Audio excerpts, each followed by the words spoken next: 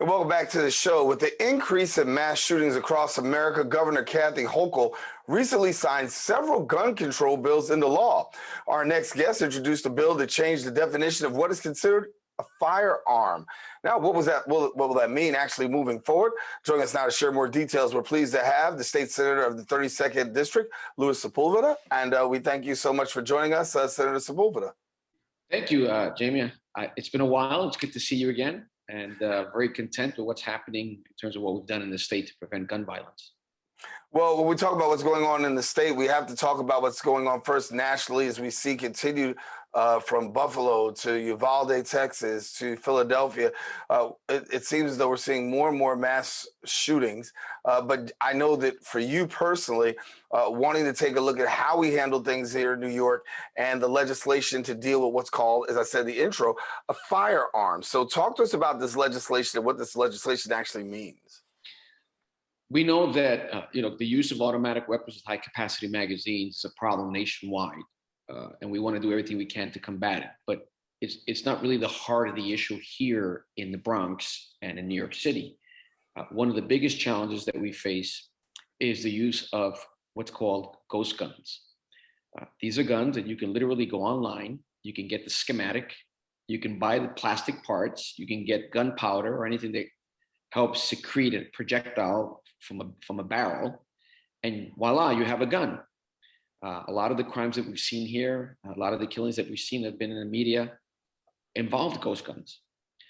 The problem that you had up until the governor signed my legislation, and my sponsor in the assembly was Assemblyman Kenny Burgos. She signed our legislation to change the definition of a firearm to include ghost guns or anything that resembles a ghost gun or anything that releases a projectile using gunpowder. Now, why is that important? There are two major charges when it comes to illegal use of a firearm. You have essentially a Class B and a Class C felony. A Class B felony is a predicate felony. It's a violent felony. If you used a ghost gun during the commission of that violent felony, your charges weren't accelerated because you used the gun. So let's say, for example, you go into a bodega with a regular pistol, and you commit a holdup there. You assault the owner. You were going to get charged with a B felony, but you weren't going to get charged for using a firearm during the commission of a B felony. Now, because we have changed the definition of what a firearm in New York State, and make no mistake, Daren, this is historic. This is going to change a lot of things here. If you use a ghost gun now, you'll be treated as if you were using a pistol or any other firearm, and your charges could be elevated. So with a illegal use of a firearm, committing a B felony, you now face up to 25 years in prison, where before you didn't face that many years. This can have a major impact on our community, because what we're seeing now are the incredible use of ghost guns or ghost gun type devices. And these individuals that are perpetrating these crimes are aware that you couldn't be charged using an illegal firearm. Now we put them on notice. So with this notice and with the legislation now being signed by the governor, talk to us about the time frame before we actually see this going into law. We know that she signed it into law. When will we see this actually be applied in courthouses?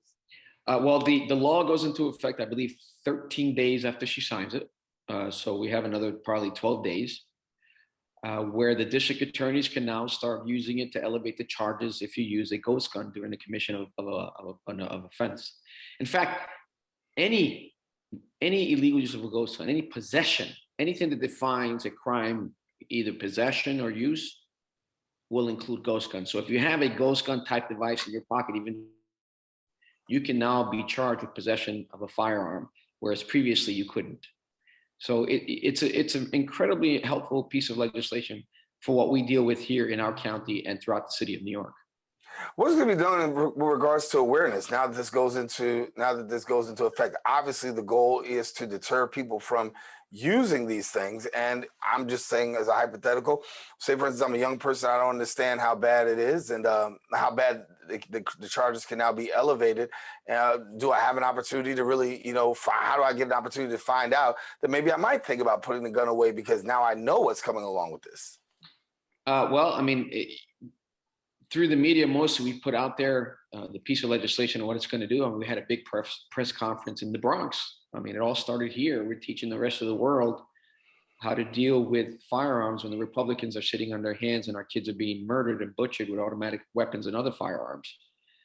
Here in the Bronx, we're setting the example. But people have to learn either through reading about it or, a lot of this information spreads. When someone is charged, these are gang associations. They start to realize, wait a minute, we have to deal with a bigger charge now. But look, my intent is always never to reach the point where one of our young men and women are charged with the use of a firearm or commit violent felonies. But if you do, then you will soon find out, if you don't know yet, that you face more serious offenses and longer prison time. But there's really no direct way to notify the community. It's just learning about it through what we do, through our media, through the Senate Assembly, and through the newspapers. So, the governor made it very clear yesterday during her speech that we are not covering anything that can eject a projectile. So be on notice. Yeah. For you, the person who wrote the legislation, now to see this legislation come in, it's landmark legislation that will be historical in the books for the state of New York. Just on a personal note, how does it feel for you being able to know that you've added to the issue of trying to weigh against gun violence?